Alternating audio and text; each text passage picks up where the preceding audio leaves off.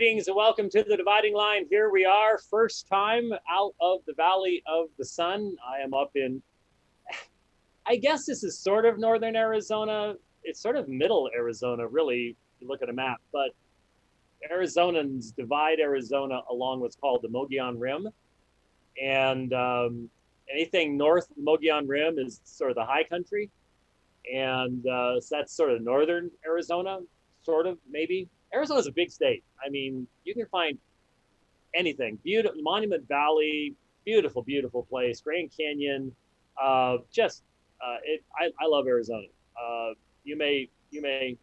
That's eastern Arizona. Oh, okay. Whatever you say.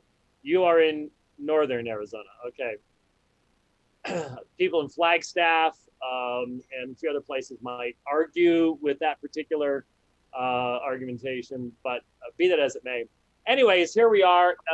It's rather windy up here right now, but it's also about 20 degrees cooler than Phoenix, maybe 25. I'm not sure what the temperature in Phoenix is today. It wasn't supposed to be as hot as yesterday. But we are on our test run, our sort of 3-day, 2-night test run. And I am very, very happy to announce that so far, so good. I will admit, I was a little nervous. Rich was too, I could tell. The issue was called 5 Mile Hill. And it is a steep, difficult climb up out of the lower deserts up the Mogollon Rim. And it really is the test for whether your tow vehicle is going to do what it needs to do and how your trailer is going to follow, because you get to go downhill afterwards. And I will admit that I woke up at 3 a.m. this morning. That's what my mind was on. And I couldn't go back to sleep. So I just got busy doing the things I needed to do. And I should be able to sleep much better tonight because everything went perfectly. The truck did exactly what the truck was supposed to do, and the trailer did what the trailer is supposed to do, and everything's worked so far. The Lord kept me from ruining the trip out of my own stupidity. I mean, I've watched enough videos. I knew I shouldn't have put the slide out without checking things. Just missed hitting something with the slide. I know better than that, but I did miss it. So there you go. But anyway, so I'm very, very pleased, very, very happy to be up here and to be seeing pine trees swaying in the wind. I was sort of hoping for a thunderstorm. There's still a chance. I don't really see much of a chance right now, but I was hoping for a good thunder guster tonight. Maybe tomorrow. We'll see. That'd be great. So anyway. So much going on. And on the last program, we had to sort of bail out, even though, by the way, not on Wi-Fi. I'm on my phone again. The place that I'm staying at here used to have Wi-Fi. Their website says they have Wi-Fi, but they don't. But anyway, it's still a nice place, and people seem to be really nice. But so I'm on the phone, but I saw the cell tower just down that direction. We've got 4 strong bars, so I think we're gonna be okay. So yesterday we were just about to start talking about the Pope, remember? And we will get to that because man, there's a lot to be discussing in that area right now. But I had in Evernote, I had in my note file. Rush used to call it his stack of stuff, if you recall correctly. An article that we probably should start off with. Let me just, first of all, the people that support this ministry do so because they believe that what we do and how we do it needs to be done. The breadth of topics, the willingness to address some topics that nobody else wants to touch, 10-foot pole, not because necessarily they're so controversial, but there aren't too many people trying to make CBGM understandable or dealing with some of the textual issues and things like that. And so the people who support this ministry do so because you believe that it's important that we continue doing what we're doing, that you see that we are seeking to edify the body. Very few people support this ministry as primarily as a tax issue. I got too much money, and so I'm going to give it to somebody else. There are people like that, and look, I'll just be perfectly honest with you. Alpha and Omega is me and Rich, and I know for a fact that a lot of ministries have people who work for them who are specifically targeting people like that they're working the lists and working the donors and making the phone calls. If you start giving to Alpha and Omega thinking that we're going to start giving you phone calls and perks and stuff like that, you're going to be sadly disappointed, because that's not what we do. That's not why we're here, and we don't do that kind of thing. But those who do that, the days of your being able to support meaningful Christian ministries and get a tax deduction are coming to an end. Now, about 5 years ago, I said this type of stuff was coming. The tax exemption stuff's going to go away, for not only 501c3s or any other 50 whatever. Anybody who's getting a tax break for giving to anything other than progressive, socialist, communist stuff that promotes equity, which means we all get to suffer equally. That's what socialism is. Everybody is equally poor and fighting for survival. That's except for the elites who, as always, live in luxury. No one learns from history. No one, when you abandon a biblical worldview, you just keep searching for utopia, and it doesn't exist. So anyway, anybody who doesn't go with the regime is going to lose that little benefit. And if you wanted evidence of that, Exemption Organizations Director Stephen A. Martin of the IRS sent a rejection letter to an organization that was seeking, called Christians Engaged, that was seeking to get its tax exempt status. Now, I remember 1983, somewhere around there, when we were working on this stuff. Different world, different. Ronald Reagan, George Herbert Walker Bush, different world. But now, this organization, this was actually written on the IRS letterhead. This is what an official in the IRS actually wrote. Now, in 1983, this person would have been summarily dismissed. I have no question of this. Would have been summarily dismissed. Will probably be promoted instead.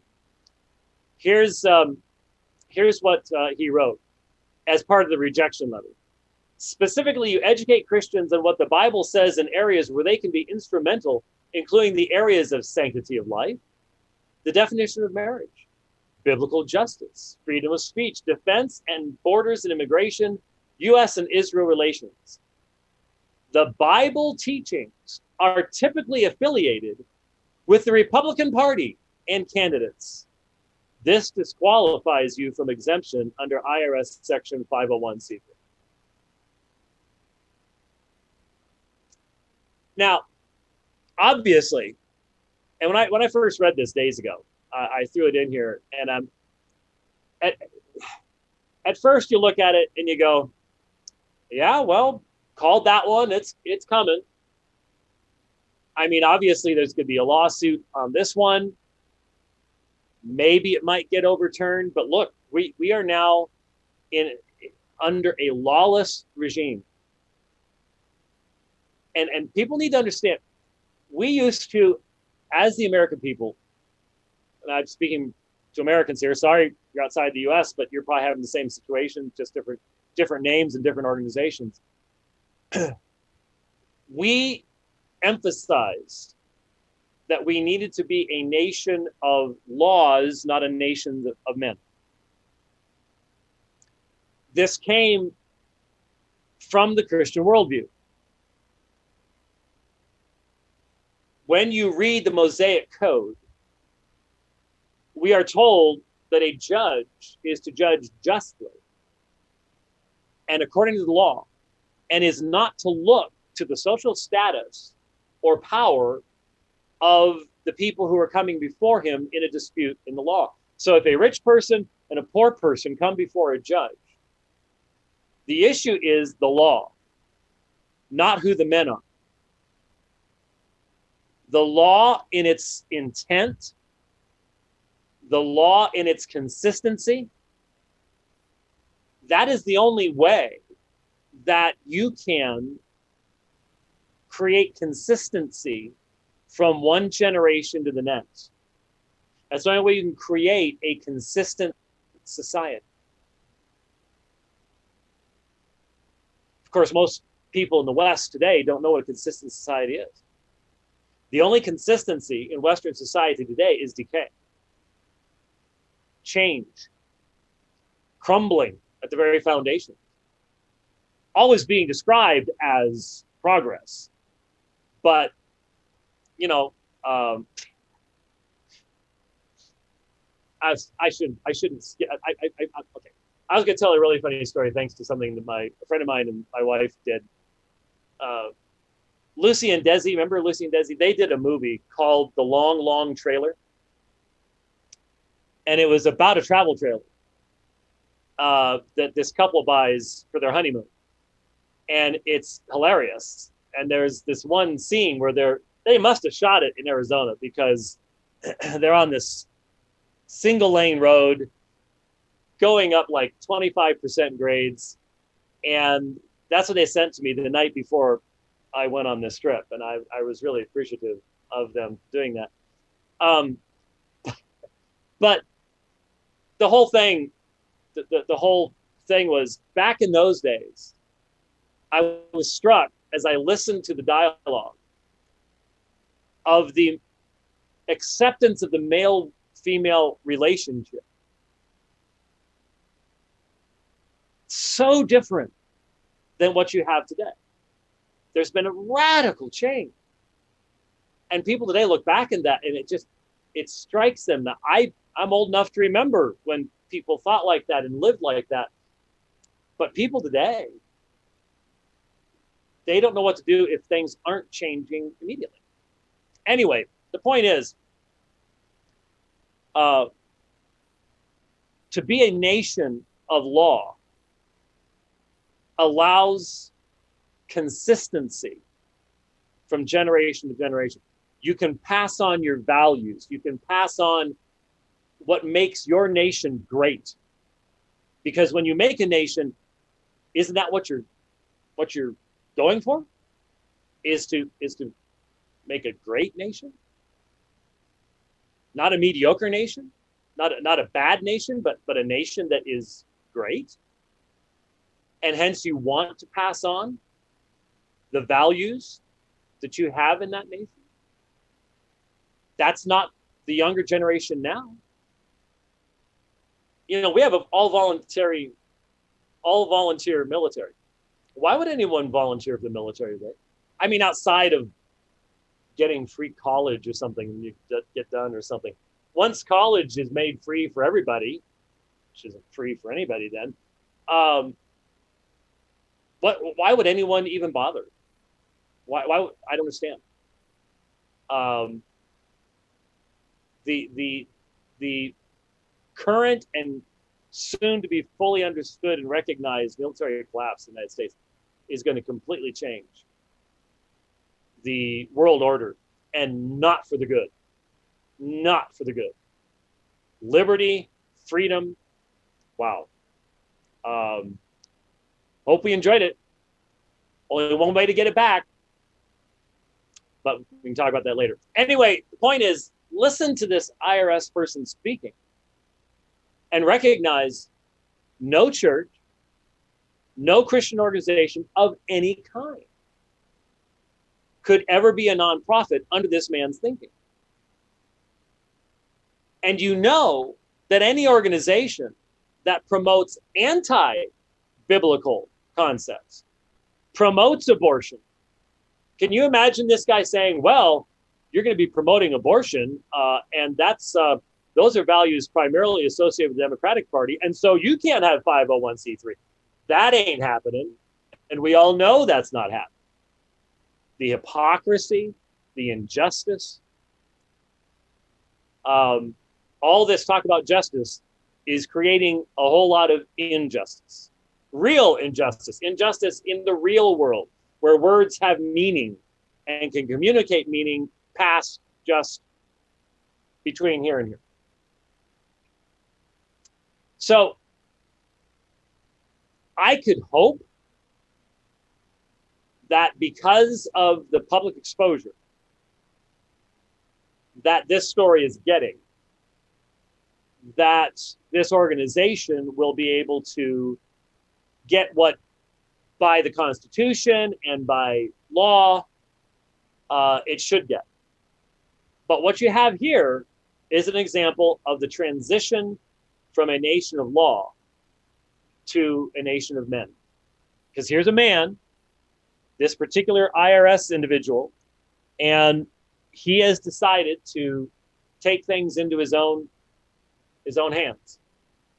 And the obvious meaning of law, it may well be that in his worldview, he's already accepted the idea that words don't really have established meaning.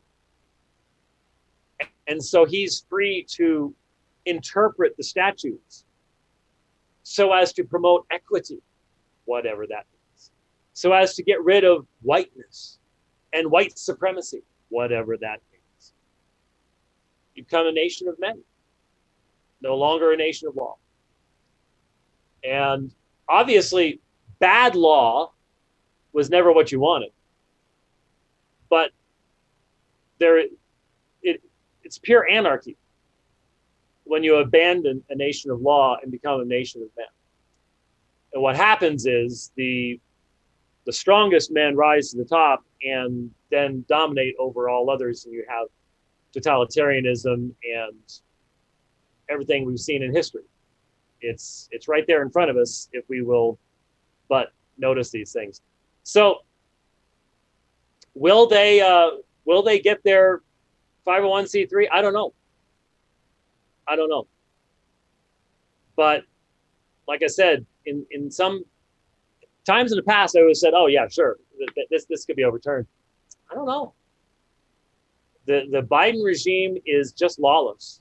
They care nothing about the Constitution. They care nothing about law, except to destroy as much of it as possible, to break it down. That's what all of this emphasis upon critical theory and intersectionality and everything else is all about, is the destruction of Western society, the destruction of consistency over time, so as to make room for the new, which, as you may be aware, will include such things as the destruction of private property, destruction of, I can really see in a relatively short period of time, the regime, and again, I think the regime is establishing itself into resolving things into a one-party system,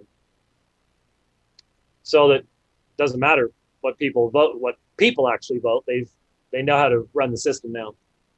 I can easily see a time when private homes are taken by the regime, and in the name of equity, whatever in the world that means, there is no meaningful definition of it, not that's so rational, but in the name of equity, you will see homes that some of us spent 30 years paying for and repairing and maintaining, being taken from us, we being put into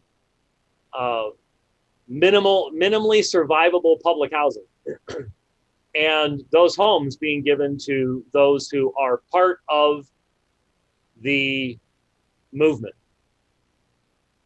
And how would you know who's part of the movement? Well, what you celebrate, what you will say is good, and how quickly you will submit to the regime. So right now, one key indicator of all this, vaccines. Vaccines. Will you be vaccinated? We already see it. If you will not be vaccinated, there are already people calling for you to basically be removed from the majority of societal interaction. Basically just locked away in your house because you are a plague carrier. But that's not really, I mean, that's the outward excuse. But the reality is, you will not submit, you will not go along, therefore, that becomes the symbol, that becomes the essence of it. Am I shocked at how quickly that has happened? Yeah, but then you look back over time and you go, yeah, okay, in hindsight, you see how things are being built up over time. And I don't, there were a few eagle-eyed people that saw it accurately, and a lot of other people that didn't see it accurately. And then most of the rest of us just wanted to live our lives hoping that things would pretty much stay the same and we could just get along. That's not what's going to take place. But anyway, so in the future, I see once they stop giving nonprofit status to organizations like Alpha and Omega Ministries, then they're going to start going back and rescinding the status of organizations that got the status in the past. But we didn't know anything back then. We didn't know about whiteness. We didn't know about equity. We didn't know about intersectionality. We thought boys were boys and girls were girls. Good grief, we had G.I. Joe back then. I mean, seriously, it was the dark ages. And so we've got to go back and fix these things. We were a horrible nation. And we let people think that marriage between a man and a woman was the only way you could be married. So we are so embarrassed about how we were back then that now we need to fix these things. Can you hear that? 2 years ago, I wouldn't have said what I just said because, that's just nuts. Come on, now you hear it almost every night on TV. That's how these people think. That's how they behave. That's the result of their worldview. And it is, folks, it is a religious worldview. If you can't,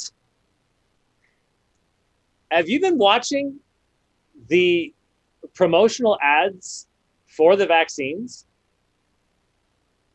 I mean, it's like they took the playbook from Billy Graham crusades. I mean, it's absolutely religious.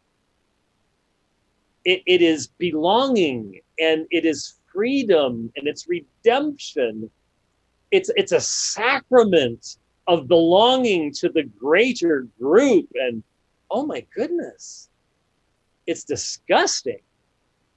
And you're paying for it. Well, I used to say that. Right now, nobody's paying for it because it's all funny money. The trillions and trillions and trillions of dollars, it's never get paid off. No one's ever going to pay for it. But it's publicly funded whatever that means these days. These incredible advertisements that are so religious that it shocks me that people don't even recognize. But they are. They are. That's what we are. That's what we're looking at. Okay, so let's switch gears here. Oh, it is dry up here.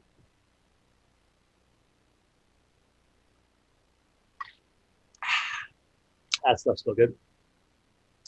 All right. Pope Francis.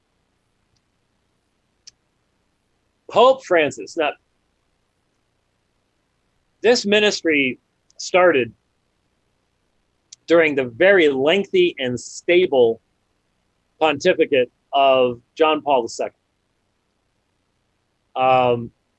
Or at least the majority of, he was the first pope that I really read material by and things like that. And he was a smart guy. And he certainly wasn't as conservative as any pope in the century before him, but he was a real Roman Catholic. Influenced by liberalism, yes. And one of the things that was obvious was the juggling that he had to do to try to keep an ever widening gap that exists in Roman Catholicism between the left and the right going somewhat the same direction, or at least not exploding. And so, one year there would be a sort of liberal pastoral letter or apostolic statement or something like that. And then the next year, a real conservative one. So he'd throw a bone to the liberals, he'd throw a bone to the conservatives, and you could just see it was a balancing act all the time. And he did it pretty well. Like I said, brilliant guy. And Francis just almost seems like he's just given up on even trying to do that. But he still finds himself in a very, very difficult position. And so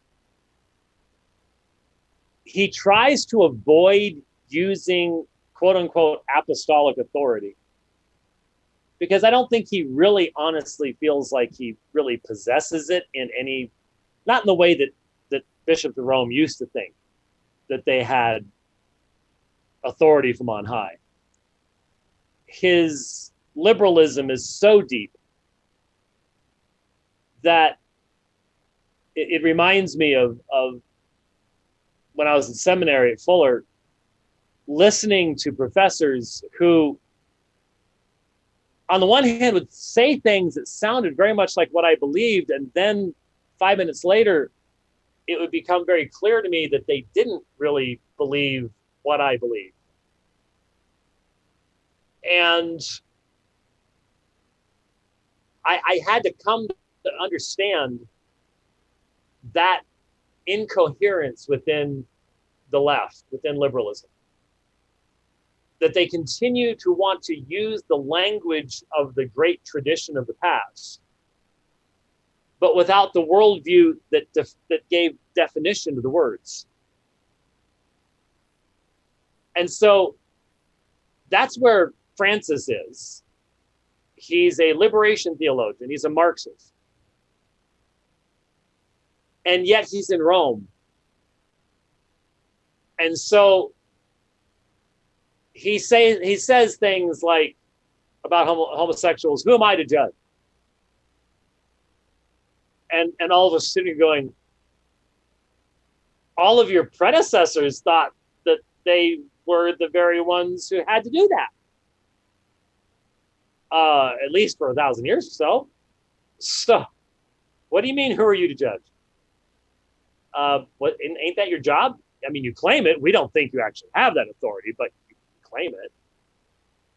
And when he talked to that young boy whose dad was an atheist and ushered his dad into heaven for having baptized his kids, that's Francis. That's his real theology. That's far more representational of Francis than the canons and decrees of the Council of Trent could ever be. No question about it. But what was it? 2 months ago, 3 months ago at most? You have, well, maybe 5 months ago. You have the Vatican, not so much. Francis did this one officially because it doesn't represent his heart. You had Francis saying to the German bishops in particular, we cannot bless same-sex unions because the dogmatic teachings of the Church, the Universal Catholic Catechism, continues to say that homosexual desire is disordered. It is against nature. Now, it's obvious that there are all sorts of people in the hierarchy of the Roman Catholic Church that turn a blind eye to the issue of homosexuality because there are so many homosexuals in the leadership of the Roman Catholic Church. That's not even, that's like questionable. The pink mafia, scarlet mafia, whatever you want to call it. The fundamental denial of biblical teaching regarding sexuality and marriage and the goodness of marriage in the tradition that developed over time within Roman Catholicism of a celibate priesthood, which itself is a completely unbiblical office, has destroyed Rome's ability to really address homosexuality in a meaningful fashion. But Francis clearly, on a personal theological level, has stated over and over again, he's talked about how God makes people in a certain way and God loves you as you are, and who am I to judge?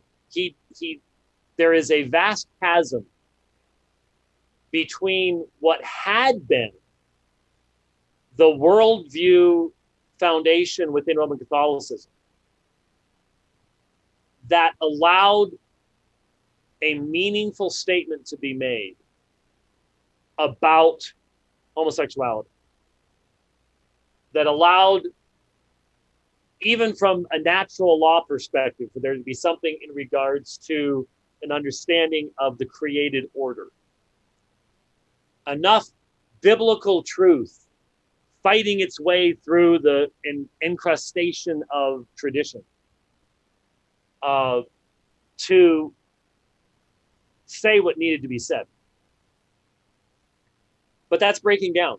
It's breaking down not just because of the centuries and centuries of denial of sola scriptura, but because since the 1940s, there's been such an influx of what is now called progressive leftist liberalism in the hierarchy of the Roman Catholic Church,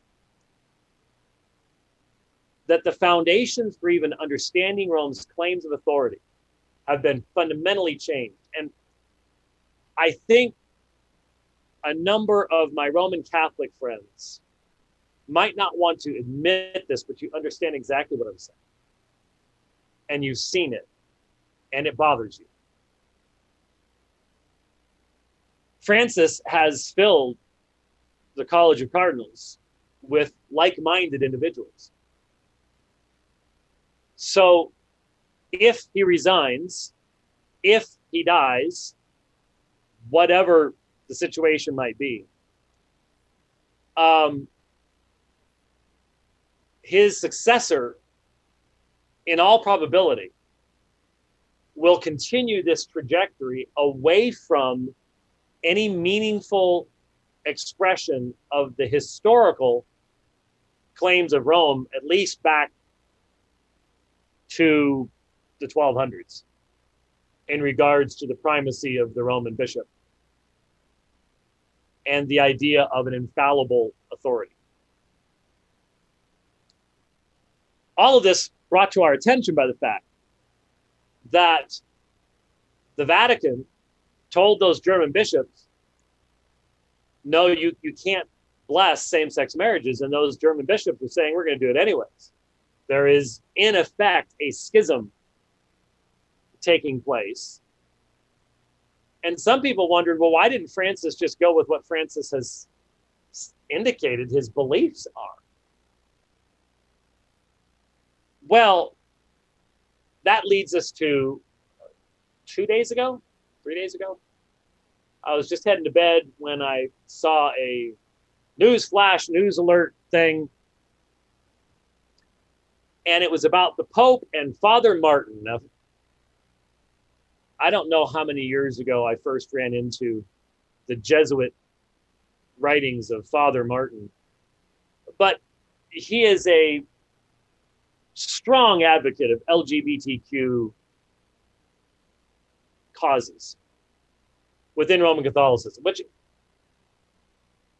the Jesuits, it's funny when you look at their history, how they started, what they were, why they came into existence as a counter-Reformation movement, and now how they have been turned into this absolutely leftist organization, just so far out there that it's hard to even begin to conceive of where they're coming from.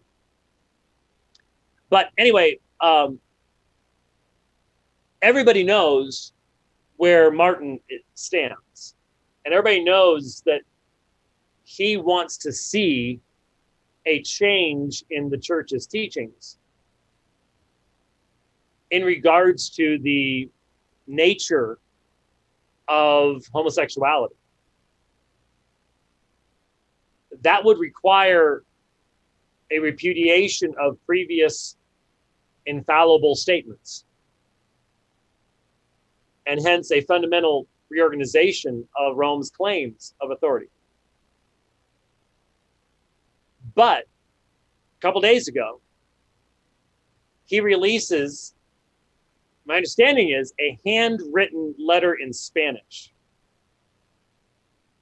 from Pope Francis to Martin. And, it's not long. This is not a theological tome. This is not an infallible statement. And so all the folks who just love papal infallibility, okay, I said it. It's not an infallible statement. We all get that. He's not saying I define and propose and announce for the faithful to believe, blah, blah. I get it. Okay? He's probably not going to do that about anything. But what it does demonstrate very clearly is that Pope Francis does not believe that a rejection of the church's teachings on this central subject constitutes any kind of unfaithfulness toward the Roman Catholic Church. He commends Martin and his ministry to the LGBTQ community. This is someone who really, I can't see how Francis has rejected Rome's authority to teach on these issues. He really has. But for Francis, not necessarily a big deal. Now, you put together everything that he has said in real life, the actions that he's taken, and it seems inarguable that Francis does not believe what the Apostle Paul taught in Romans chapter 1. He does not believe what he taught in 1 Corinthians chapter 6. He does not believe what he taught when he wrote to Timothy. He just doesn't believe these things. Now, I'm sure he has a way of explaining all of that and doctrinal development. And, there's always some way around it. But it just strikes me that for any person who seriously believes that there is the necessity to have the office of the papacy, the Bishop of Rome, as the final authority, you have to look at this and you just have to go, this doesn't work. This man does not believe what those who came before him believe. And to run off to the, yeah, but he won't teach it. God will keep him from teaching it. That some of you remember back in the late 90s, early 2000s, might have been 2000 itself. Don't remember which one it was. I debated both Tim Staples and Robert Sungenis on papal infallibility, and they were two completely different debates. Because Sungenis basically said, that was in the year 2000, okay. Sungenis basically said that popes can be heretics. And so popes can believe heretical things, but they won't teach heretical things. Now, I find that excuse to be completely worthless as having explanatory power, and certainly you must realize how worthless it is as far as having any meaning in grounding your faith. And I'm talking to believing Roman Catholics. How empty is it for you to say, well, yeah, Francis could be a heretic, but God's just not going to let him teach his heresy to the whole church. So God has the sovereign power to keep someone from preaching heresy to the church, but he doesn't have the sovereign power to keep that guy from being elected pope, the vicar of Christ on earth, the Holy Father. How does that work?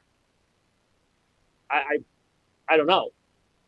Papal infallibility is the most empty, worthless thing that I can even think of.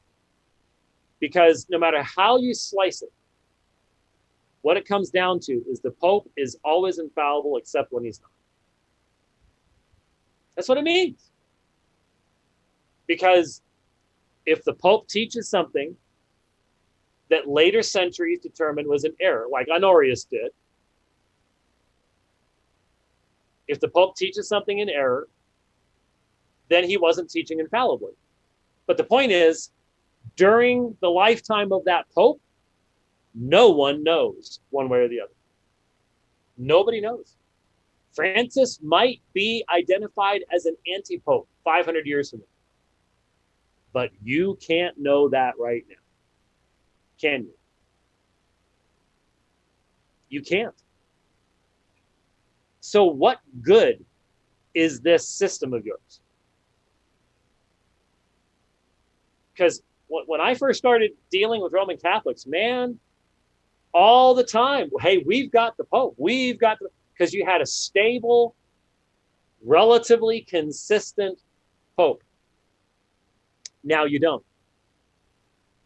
And all of a sudden, Catholic apologists are now talking about the great tradition and the sense of the faithful and all these other things, because you've got your foundation's shifting sand. Your foundation is shifting sand. That's just all there is to it. So Francis is shining a light on all of this. He's shining a light on it. As well he needs to. As well he should. That's why, again, when I hear about people thinking about converting Roman Catholicism, I just go, okay, I understood it years ago, but have you given any thought at all to what Francis is demonstrating as far as the claims of Roman Catholicism. I don't know what people are converting to, but there you go. Francis just keeps giving more and more and more examples to us of how far out in the ozone layer he is. Let me see if I can find something here real quick. I apologize that I didn't have this up. There it is. Oh, is that it? Yeah, let's see if it is. Yeah, all right. We found it pretty quick. It's not bad. Got to get this blank video screen out of the way so I can read what's on the screen here. Last week, I read to you a statement that now there's different ways of identifying people. I'm scrolling through it here at the same time. You have Gregory of Caesarea, which is an interesting way of referring to this individual.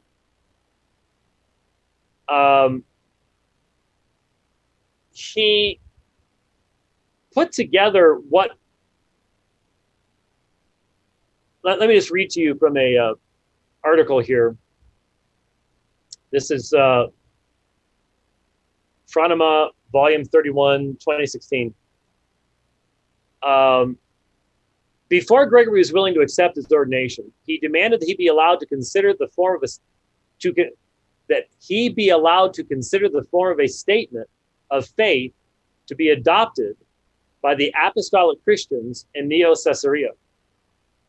One can see that he had in mind developing a statement he could use to unite all Christians in his region. Phydemus agreed. According to Gregory of Nyssa, being inspired by a waking vision, Gregory developed a statement of faith that has come down to us under Gregory's name. Now, here is what, in essence, the statement says. One God, Father of a living Logos, who is subsistent wisdom and power and his eternal impression. Perfect begetter of a perfect one, Father of an only begotten Son. Now, this is a, I would identify it as a literalistic translation. So it is, I think, appropriate to point out, it begins, Hais Theos, one God.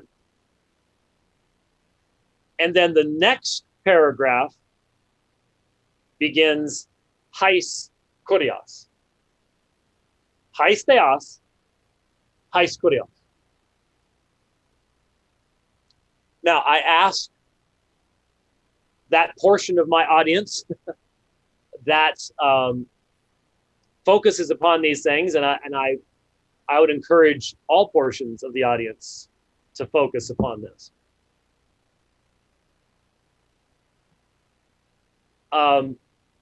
Tony Costa wrote an excellent book about, how long ago was that, Tony? 3 or 4 years ago? That went through creedal statements in the text of Scripture. And man, this Zoom window.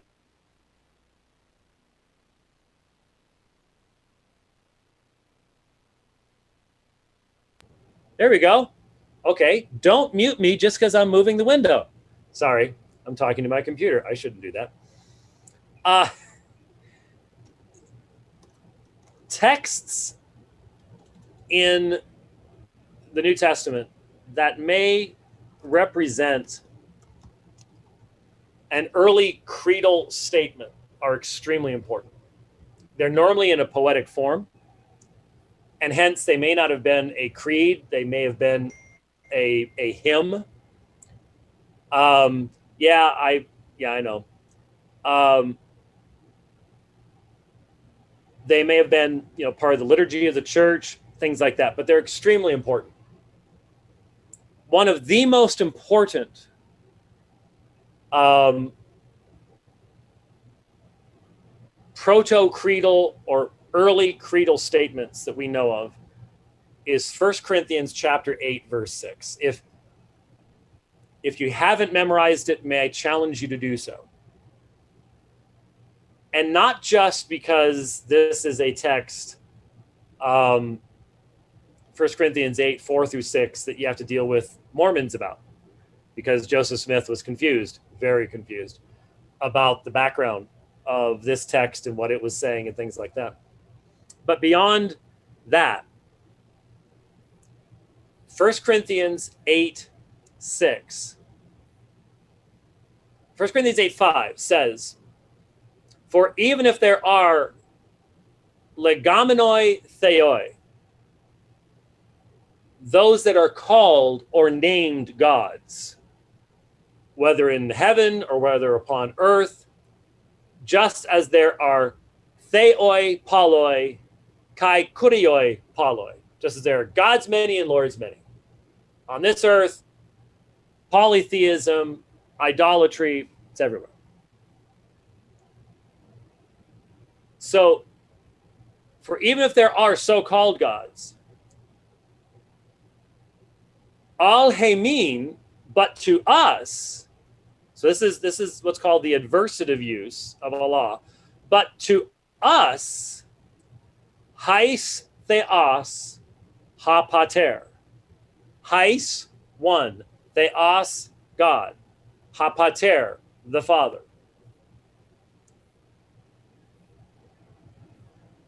From whom are all things, and we for him, we unto him.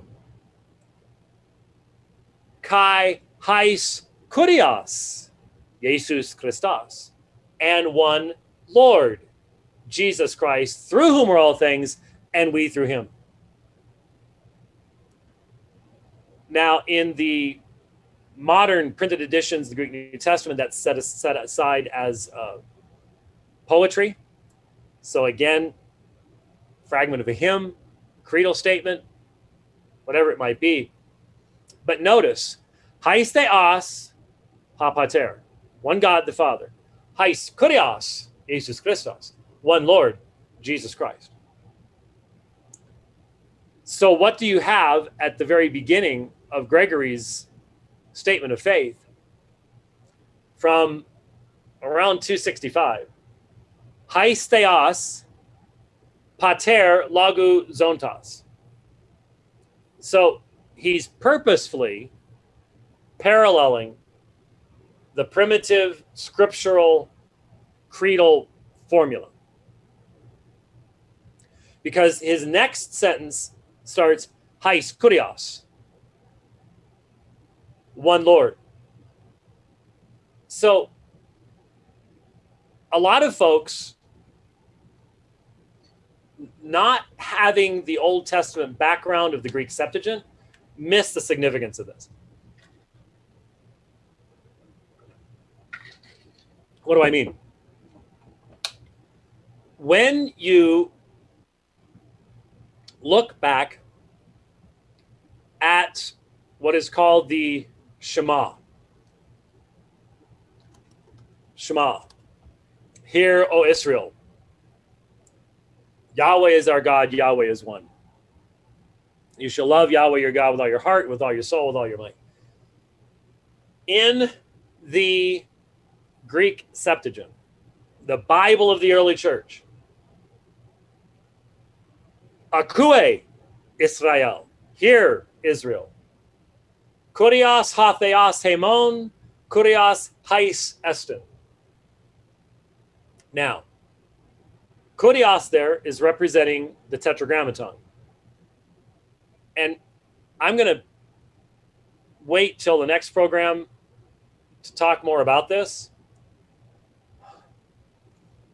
But there is a movement that's now starting to make inroads into the Reformed community. And ironically, it seems to be coming through the received text TR people that's actually telling people that Yahweh is not only how you should never pronounce the Tetragrammaton, it should be Jehovah, but that Yahweh is a foreign god, another name for Jupiter. This is linguistically on the same level as flat earthism. And I would not personally be surprised if some of these people pushing this are not flat earthers. I mean that. It is astonishing for me to be seeing these things. I saw a Presbyterian pastor. I tried to interact a little bit on Facebook promoting this stuff. It's like, yeah, this is what I was taught in seminary, but no, I understand that if you're going to believe in the preserved text, that, and it's just like, and I found out that Nick Sayers, the TR guy, is promoting the same thing, and I'm just like, oh, okay, all right.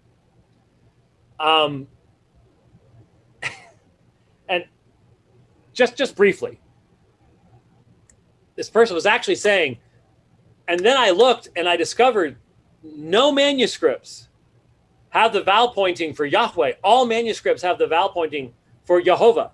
And I'm like, vowel pointing comes long after the days of Jesus, long after the days of the apostles. It's a Masoretic innovation. But these TR guys, some of these TR guys go, nope. Vowel pointings are inspired. And I'm just like, and so I'm posting pictures of the Dead Sea Scrolls. No vowel points. Doesn't matter. Because see, really, once you accept some of the presuppositional argumentation of the TR guys, you sort of, it's like, well, all right, I guess I'll believe that too.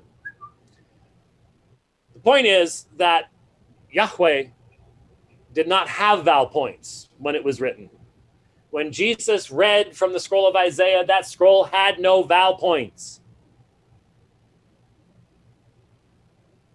And so it's a 2-syllable word, not a 3-syllable word. Oh, and by the way, I know. Dr. Boyce directed me over to a video from Nick Sayers about this. And in a matter of minutes, I came up. And he said, James White, for example, denies that the Tetragrammaton has anything to do with the Hebrew verb form to be. And I'm like, where did I say this? I'm well aware that it is probably related to the verb form ayahe, probably in some fashion. I don't. And it's like, man, I live rent free. These guys can't make a video without making reference to me. And I'm like, I haven't thought about this guy in 4 months. And the only time I ever think about it is if someone mentions it to me. It's just like, okay, whatever. So the point is, sorry to have been distracted there, but the Greek term representing the divine name, Yahweh, the covenant God of Israel, is kurios. Kurios. So when you hear someone say, Hais kurios, any Greek-speaking Jew who knew the Shema knew it was kurios hatheos hemon, kurios hais estin. So you've got hais, kurios, and theos. And so what Paul has done in 1 Corinthians 8:6 is he's taken the Shema and he has expanded it in light of the incarnation. So many people automatically and erroneously identify Lord as a lower office. There's one God, that's the highest one. One Lord. That's not in the Shema, and that wouldn't come from knowing the Greek Septuagint. So what does all of this mean? You go back to what Gregory's doing here, and Gregory is continuing a appropriate means of expressing divine truth that goes all the way back, not only in the New Testament, but all the way back to Moses. And so I'm going to keep this up. I want to spend some more time looking very carefully at this statement of faith, because it forms a connecting point between 1 Corinthians 8 and the Nicene symbol, because it's very clear that Nicaea is following the very same pattern that you have in this statement of faith. And so doing some church history stuff, but also bringing out some important things for us to recognize in regards to why we believe what we believe. There are many, many years behind, many generations behind the language that we have adopted, that we use. And that doesn't make it infallible, but it often means there's wisdom there that we need to be very well aware of before we flippantly and easily dismiss it too. So there's a balance that always has to be had there. So, all right, there you go.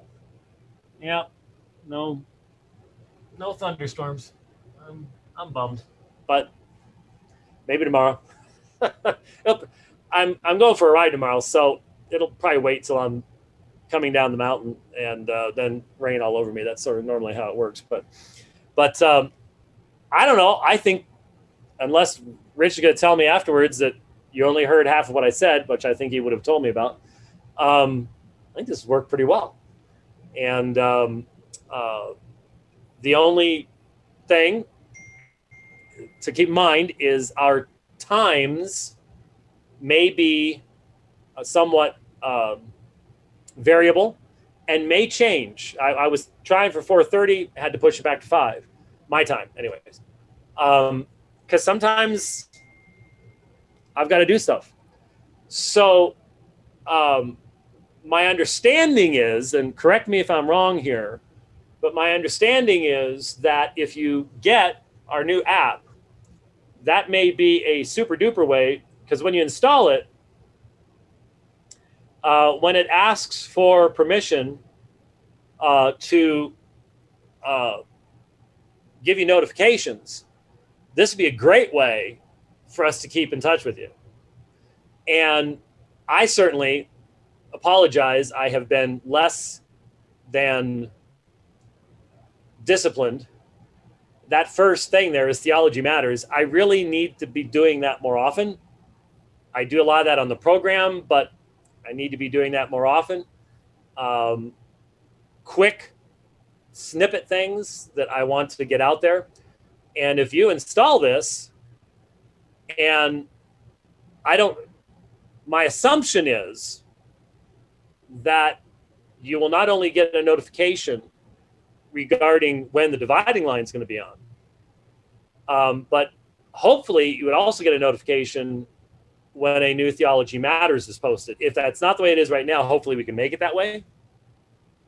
But got the app. We know that not everyone has a smartphone. I actually ran into a guy recently that had a flip phone, and I was just sort of like, and he goes, I know. Yeah, grab the app, and that way, while I'm on the road like this, there are times it would be best to start at 5:15 or 4:45 or whatever. Just simply to be able to fit things in between stops and stuff like that is how we do it. So far so good. Very thankful once again for everyone who makes this possible. This thing didn't just materialize out of thin air. Continue to pray for traveling mercies because there are lots of big trucks out there. I mean, I feel pretty big when I'm pulling this baby down the road. I really, really do. But still, some of those trucks go by. It's like, whoa, the world's moving. But pray for traveling mercies, and that I will remember everything I'm supposed to remember, because there's Lots of things you have to remember, but I'm getting it. I'm getting there. A year from now, I will be making videos like all other RVers do about how to do it the easy way, I suppose. But anyway, thanks for watching the program today. I'm not announcing the next program. I'm going to try to continue this study tomorrow. If we can work it out. Sometimes Rich just has to rein me in and say that doesn't work for me. But the way we're doing this, actually, when I'm doing it on the road, it's sort of easier for him too, as far as where he can be to make this all work. So we will see. But thanks for watching the program today. Lord willing, we'll see you next time.